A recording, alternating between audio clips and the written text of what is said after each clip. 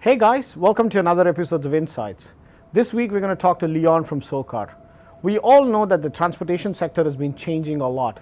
How is that sector making an impact in the gig economy? How are people being hired? How are new jobs being created? How transportation is actually changing the way we work, the way we live, and the way we commute. Let's hear from him.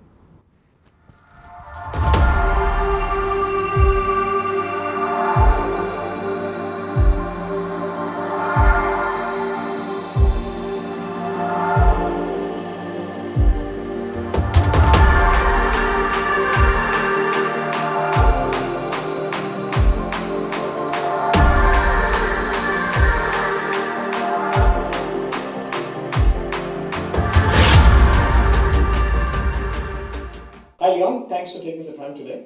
Always a pleasure, Alan. You've actually seen that more from being at Uber, heading the country's Uber operations, now moving on to Socar. So tell us a little bit about that.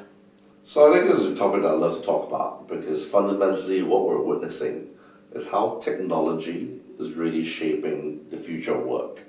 So a lot of people use, pretty popular terms or commonly used terminologies like the gig economy, the on-demand workforce. But what this really means is that now technology has actually reduced the search costs for people seeking new economic opportunities. And when you reduce the cost of search, as well as the cost of transactions, what this means is it's easier than ever for people to access on-demand gigs, whether it be driving someone from A to B, whether it be a design project, whether it be you're a freelance computer science or engineer or developer.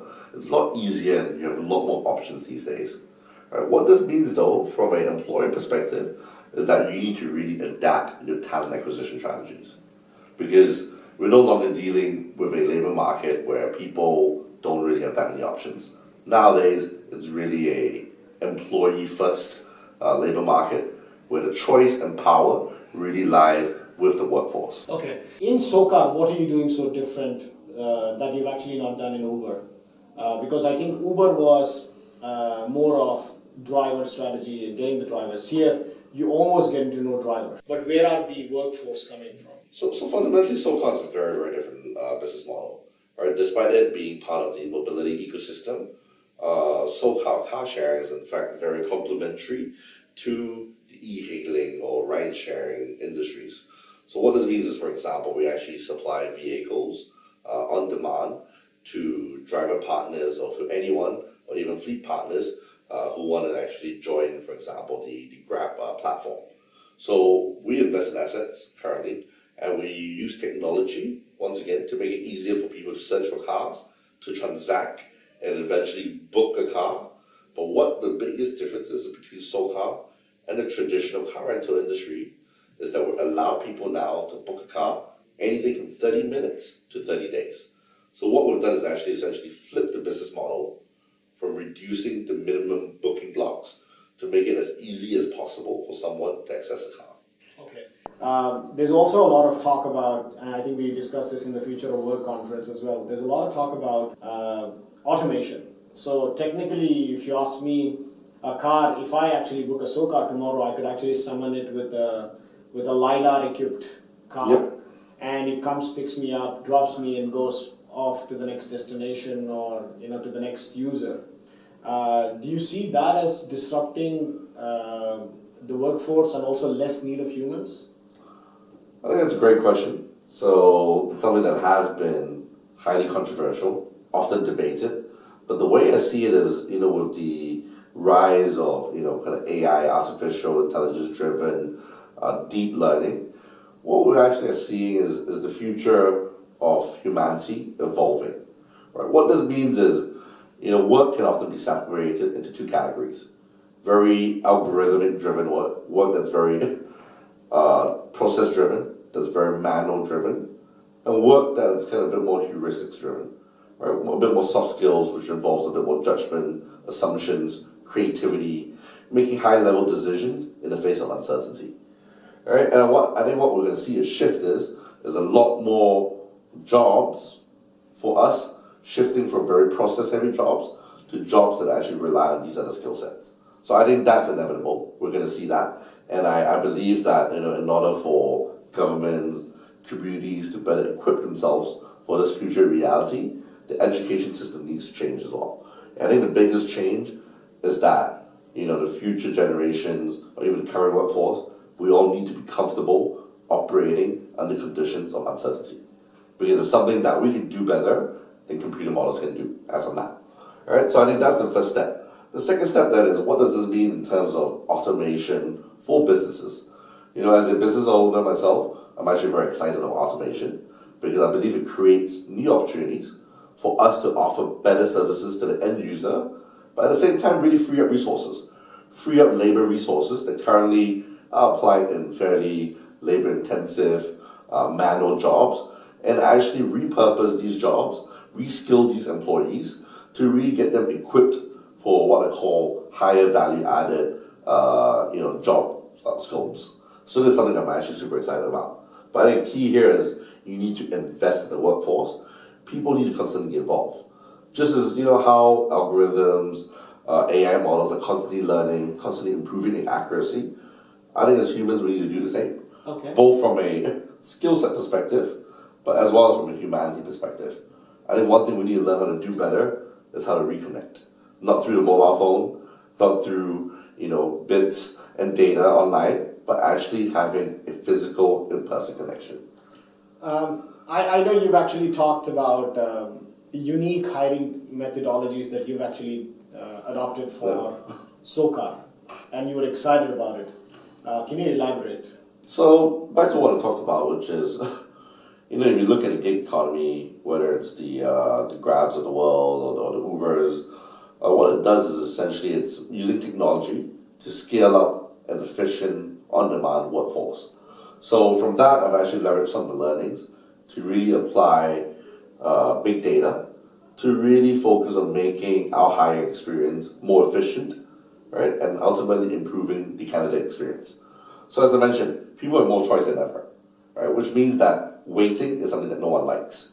So just like in ride sharing or even in car sharing or even food delivery times are super important, right? Anything above a certain amount, sometimes we'll just cancel a ride or we'll just cancel a booking. We'll say, okay, let's look for the other option, which is faster.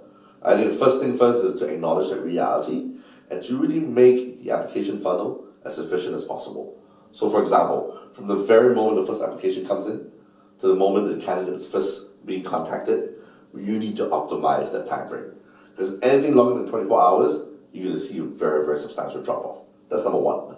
Number two is also acknowledging the common bias involved in the interview process. So, I think people, even interviewers or hiring managers, are often, somewhat guilty of what I call the mirroring bias. You often, like to see what you're used to seeing, or like to see traits that you see in yourself, right? It's a very, very common bias to make. And so what we've implemented, in Socar, we've actually taken a page out of, Amazon's bar raiser program, which is to really instill individuals who aren't part of the hiring team, who aren't bounded by the same urgency to really fill certain roles, to really ultimately be trained to join the interview process, to ultimately make the final call as to whether the candidate is hired or not.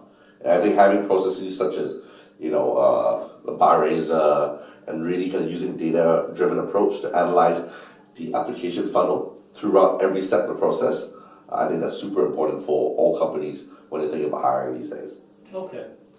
So you're actually using unique methods to hire people? I wouldn't say it's so unique, but we're definitely applying what we do with our business, which is analyzing the data, optimizing every single step of the value chain, using principles from Six Sigma to really, standardize and remove bias from our hiring process. So in a sense, you're saying that as the machines are learning, even on the human side, you're actually bringing technologies or methodologies from Amazon or Six Sigma, which is GE's, one of the biggest GE's thing, and combining that and coming up with unique ways to improve that process. Correct. Okay.